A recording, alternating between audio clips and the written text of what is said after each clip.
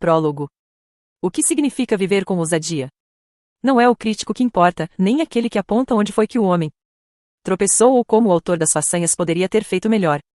O crédito pertence ao homem que está por inteiro na arena da vida, cujo rosto está manchado de poeira, suor e sangue, que luta bravamente e que erra, que decepciona, porque não há esforço sem erros e decepções, mas que, na verdade, se empenha em seus feitos, que conhece o entusiasmo, as grandes paixões, que se entrega a uma causa digna, que, na melhor das hipóteses, conhece no final o triunfo da grande conquista e que, na pior, se fracassar, ao menos fracassa ousando grandemente. Trecho do discurso à cidadania em uma república. Ou um homem na arena, proferido na Sorbonne. Por Theodore Roosevelt, em 23 de abril de 1910. As palavras do ex-presidente americano ecoam tudo o que aprendi em mais de uma década de pesquisa sobre vulnerabilidade. Vulnerabilidade não é conhecer vitória ou derrota, é compreender a necessidade de ambas, é se envolver, se entregar por inteiro. Vulnerabilidade não é fraqueza, e a incerteza, os riscos e a exposição emocional que enfrentamos todos os dias não são opcionais. Nossa única escolha tem a ver com o compromisso. A vontade de assumir os riscos e de se comprometer com a nossa vulnerabilidade determina o alcance de nossa coragem e a clareza de nosso propósito. Por outro lado, o nível em que nos protegemos de vulneráveis é uma medida de nosso medo e de nosso isolamento em relação à vida. Quando passamos uma existência inteira esperando até nos tornarmos à prova de bala ou perfeitos para entrar no jogo, para entrar na arena da vida, sacrificamos relacionamentos e oportunidades que podem ser irrecuperáveis, desperdiçamos nosso tempo precioso e viramos as costas para os nossos talentos, aquelas contribuições exclusivas que somente nós mesmos podemos dar. Ser perfeito e a prova de bala são conceitos bastante sedutores, mas que não existem na realidade humana. Devemos respirar fundo e entrar na arena, qualquer que seja ela, um novo relacionamento, um encontro importante, uma conversa difícil em família ou uma contribuição criativa. Em vez de nos sentarmos à beira do caminho e vivermos de julgamentos e críticas, nós devemos ousar aparecer e deixar que nos vejam. Isso é vulnerabilidade. Isso é a coragem de ser imperfeito. Isso é viver com ousadia. Introdução. Minhas aventuras na arena da vida. Passei a vida inteira tentando contornar e vencer a vulnerabilidade. Tenho aversão a incertezas e a exposições emocionais. Na época do colégio, quando a maioria de nós passa a lutar com a vulnerabilidade, comecei a desenvolver e afiar o meu arsenal de defesa contra essa emoção incômoda. Por muito tempo tentei de tudo, desde ser a garota perfeitinha até me tornar a poeta exótica, a ativista indignada, a profissional ambiciosa, a baladeira descontrolada. À primeira vista, esses papéis podem parecer estágios de desenvolvimento razoáveis, se não previsíveis, mas eles eram mais do que isso para mim.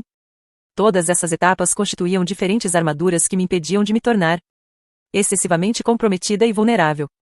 Cada tática era construída sobre a mesma premissa: manter todo mundo a uma distância segura e sempre ter uma saída estratégica. Apesar do meu medo da vulnerabilidade, sei que herdei um coração amoroso e um caráter solidário. Então, perto de completar 30 anos, deixei um cargo de gerência na gigante das telecomunicações AT&T, arranjei um emprego de garçonete e voltei à faculdade para me formar como assistente social. Assim como muitas pessoas que se interessam pelo serviço social, eu gostava da ideia de consertar agentes e sistemas. Foi só quando já havia terminado o bacharelado e cursava o mestrado que percebi que o serviço social não tinha a ver com consertar. Em vez disso, trata-se de contextualizar e apoiar. Sua missão é mergulhar no desconforto da ambiguidade e da incerteza e criar um espaço de solidariedade para que as pessoas encontrem o próprio caminho. Enquanto eu lutava para descobrir como uma carreira no campo da assistência social poderia realmente dar certo para mim, fui fulminada pela armação de um de meus orientadores: se você não consegue medir, não existe. Ele explicava que, diferentemente de outras matérias do curso, pesquisa tem tudo a ver com previsão e controle. Fiquei impressionada. Você quer dizer que, em vez de apoiar e acolher, eu deveria dedicar minha carreira à previsão e ao controle? Naquele instante eu descobri a minha vocação. Hoje posso dizer que sou uma pesquisadora de dados qualitativos, ou seja, uma contadora de histórias. A maior certeza que eu trouxe da minha formação em serviço social é esta: estamos aqui para criar vínculos com as pessoas. Fomos concebidos para nos conectar uns com os outros. Esse contato é o que dá propósito e sentido à nossa vida, e, sem ele, sofremos. Por isso decidi desenvolver uma Pesquisa que explicasse a anatomia do vínculo humano, das relações e das conexões entre as pessoas. Quando os participantes da minha pesquisa eram solicitados a compartilhar seus relacionamentos e suas experiências de vínculo mais importantes, sempre me falavam de decepções, traições e humilhações, do medo de não serem dignos de uma conexão verdadeira. Parece que nós, seres humanos, temos uma tendência para denir as coisas pelo que elas não são, sobretudo quando se trata de experiências emocionais. Esse fato realmente chamou a minha atenção. Portanto, um pouco por acaso, eu passei a pesquisar os sentimentos de vergonha e empatia, e levei 6 anos desenvolvendo uma teoria que explica o que é a vergonha, como funciona e o que fazer para combater a crença de que não somos bons o bastante e de que não somos dignos de amor e de relacionamentos. Em 2006, descobri que, além de compreender esse sentimento, comecei a querer investigar o outro lado da moeda, o que tem em comum as pessoas que lidam bem com a vergonha e acreditam no próprio valor, que eu chamo de pessoas plenas. No meu livro A Arte da Imperfeição, dê-nos 10 sinais de uma vida abundante, que indicam o que uma pessoa plena se esforça para cultivar e do que ela luta para se libertar. Uma pessoa plena. 1. Cultiva a autenticidade, se liberta do que os outros pensam. 2. Cultiva a autocompaixão, se liberta do perfeccionismo. 3. Cultiva um espírito flexível, se liberta da monotonia e da impotência. 4. Cultiva a gratidão e alegria, se liberta do sentimento de escassez e do medo do desconhecido. 5. Cultiva a intuição e fé, se liberta da necessidade de certezas. 6. Cultiva a criatividade, se liberta da comparação. 7. Cultiva o lazer e o descanso, se liberta da exaustão como símbolo de status e da produtividade como fator de autoestima. 8. Cultiva a calma e a tranquilidade, se liberta da ansiedade como estilo de vida. 9. Cultiva tarefas relevantes, se liberta de dúvidas e suposições. 10. Cultiva risadas, música e dança, se liberta da indiferença e de estar sempre no controle. Naquele livro escrevi detalhadamente sobre o que significa ser uma pessoa plena e sobre o despertar espiritual que advém dessa descoberta. Agora pretendo compartilhar a definição de uma vida plena e apresentar os 5 temas mais importantes que surgiram na coleta de dados e me levaram às revelações que apresento nesta obra. Viver plenamente quer dizer abraçar a vida a partir de um sentimento de amor próprio. Isso significa cultivar coragem, compaixão e vínculos suficientes para acordar de manhã e pensar: não importa o que eu fizer hoje ou o que eu deixar de fazer, eu tenho meu valor. E ir para a cama à noite e dizer: sim, eu sou imperfeito, vulnerável e às vezes tenho medo, mas isso não muda a verdade de que também sou corajoso e merecedor de amor e aceitação. A definição de vulnerabilidade se baseia nos seguintes ideais fundamentais. 1. Amor e aceitação são necessidades irredutíveis de todas as pessoas. Fomos concebidos para criar vínculos com os outros, e isso é o que dá sentido e significado à nossa vida. A ausência de amor, de aceitação e de contato sempre leva ao sofrimento.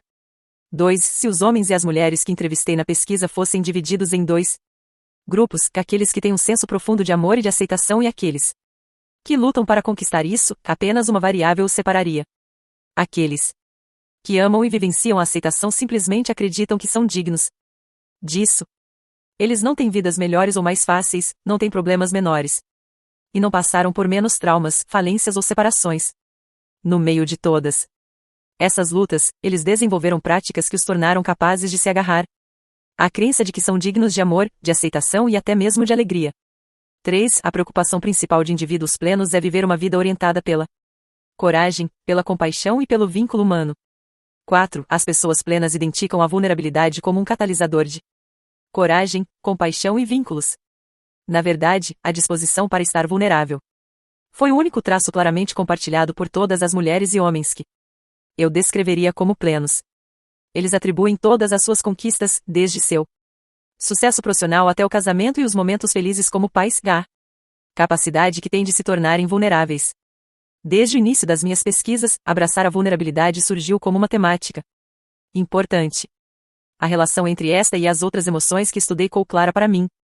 Nos livros anteriores eu havia presumido que as relações entre vulnerabilidade e conceitos diferentes como vergonha, aceitação e autovalorização fossem coincidências.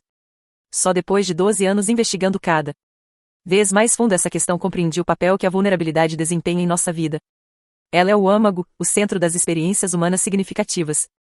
Essa nova informação me trouxe um grande dilema. Por um lado, como é possível falar sobre a importância da vulnerabilidade de forma honesta e relevante sem que eu mesma esteja vulnerável? Por outro, como é possível estar vulnerável sem sacrificar a própria legitimidade como pesquisadora? Acredito que a receptividade emocional seja motivo de vergonha para muitos acadêmicos. No início da nossa formação somos ensinados que manter uma distância prudente e certo grau de inacessibilidade contribuem para o prestígio do pesquisador, e que caso ele se envolva de maneira excessivamente emocional suas credenciais poderão ser questionadas. Se em muitos ambientes ser uma pessoa pedante é um insulto, na torre de mar do mundo acadêmico somos instruídos a vestir o formalismo como se fosse uma armadura. Como eu me arriscaria a estar realmente vulnerável e contar histórias sobre as atribulações da minha jornada nessa pesquisa sem parecer uma amadora? E quanto à minha armadura profissional? Meu momento para ousar grandemente, como Theodore Roosevelt estimulou seus cidadãos a fazer, chegou em junho de 2010, quando fui convidada a falar em Houston no evento da TED, uma entidade sem NS lucrativos do universo da tecnologia, do entretenimento e do design, que é dedicada às ideias que vale a pena espalhar.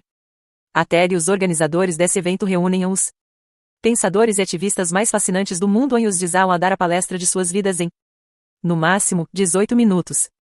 Eu esperava que os organizadores de eventos como esses ficassem um pouco tensos e receosos com o conteúdo da palestra de alguém que se dedica a pesquisar a vergonha e a vulnerabilidade. Porém, quando perguntei à equipe da TED sobre o que queriam que eu falasse, a resposta foi: nós gostamos muito do seu trabalho. Fale sobre o que mais a impressiona. Mostre o seu melhor. Estamos felizes por tê-la em nosso evento. Adorei e ao mesmo tempo detestei a liberdade daquele convite. Eu oscilava entre me entregar ao desamparo e buscar refúgio nos velhos amigos, planejamento e controle. Decidi encarar o desafio. Minha decisão de viver com ousadia derivou menos da minha autoconfiança e mais da fé em minha pesquisa. Sei que sou uma boa pesquisadora e acreditava que as conclusões que havia obtido das informações coletadas eram válidas e conáveis. Também tratei de me convencer de que o evento não era uma coisa do outro mundo, em Houston, para uma plateia pequena. Na pior das hipóteses, 500 pessoas no auditório mais umas poucas assistindo ao vivo pela internet achariam que eu era uma louca. Na manhã seguinte à palestra, acordei com uma das piores ressacas de vulnerabilidade da minha vida. Você conhece aquela sensação de acordar e tudo parecer bem até que a lembrança de ter se revelado demais invade a sua mente e você quer se esconder debaixo das cobertas? Mas não havia para onde correr. 6 meses depois, recebi um e-mail dos curadores da TED3 Houston me parabenizando pelo fato de a palestra estar sendo incluída no site principal da organização. Eu sabia que isso era bom, uma honraria cobiçada, mas fiquei apavorada. Em primeiro lugar, eu já estava me habituando à ideia de apenas 500 pessoas acharem que eu era louca. Em segundo, numa cultura repleta de críticos e invejosos, sempre me senti mais segura em minha carreira permanecendo longe dos holofotes.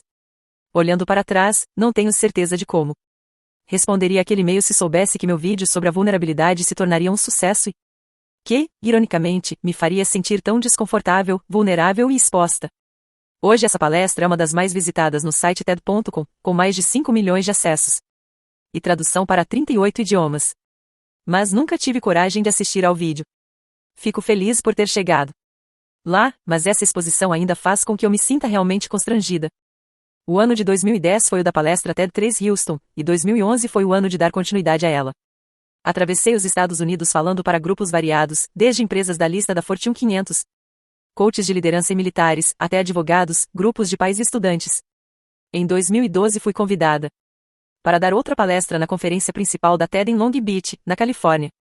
Para mim, essa foi minha oportunidade para divulgar o trabalho que tinha sido a base de toda a minha pesquisa. Falei sobre a vergonha e sobre como nós precisamos compreendê-la e superá-la se quisermos verdadeiramente viver com ousadia.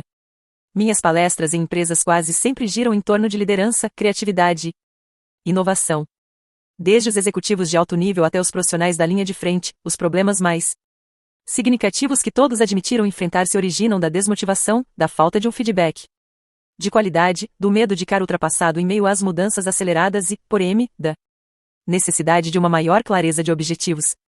Se quisermos reacender a novidade e a paixão, precisamos rehumanizar o trabalho. Quando a vergonha se torna um estilo de gerenciamento, a motivação vai embora.